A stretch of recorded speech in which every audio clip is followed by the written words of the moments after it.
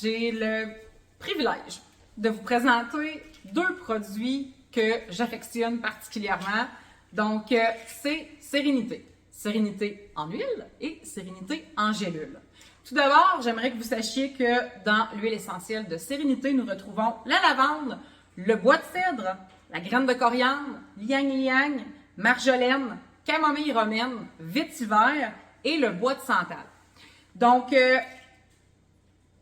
dans des mots-clés, je vous dirais que Sérénité va venir nous apaiser, va venir créer une atmosphère propice au sommeil, donc qui va venir nous relaxer, nous détendre, qui peut aussi également venir aider aux terreurs nocturnes, aux cauchemars, tout ce qui est stress, angoisse. Donc, vraiment un puissant allié de ce côté-là.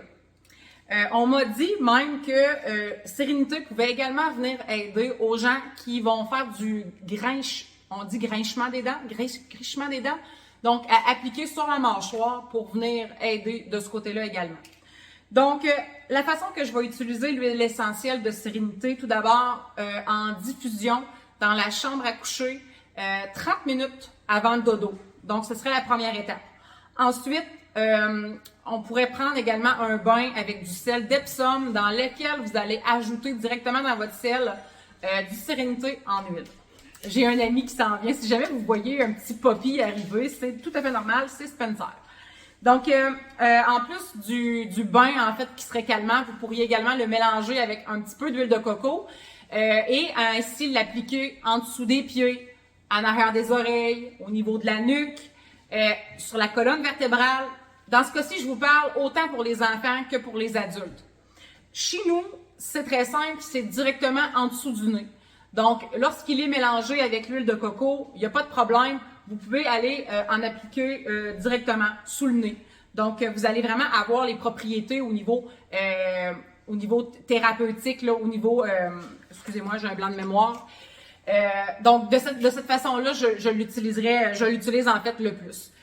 Ensuite de ça, pour les enfants, justement, comme je disais, qui ont les cauchemars, les terreurs nocturnes ou pour l'anxiété, même au niveau du TDAH, allez-y encore en diffusion dans la chambre avant que l'enfant aille se coucher ou vous, tout simplement. En l'appliquant encore une fois, en dessous des pieds pour vous, en arrière des oreilles. Donc, c'est vraiment les façons propices d'utiliser Sérénité. Ensuite, pour ce qui est des gélules, donc les gélules Sérénité, extraordinaires pour venir aider au niveau du sommeil. Donc, vous les prenez 1 à 2 capsules, 30 minutes avant d'aller vous coucher. Commencez par une, ensuite vous pouvez y aller à 2 si besoin.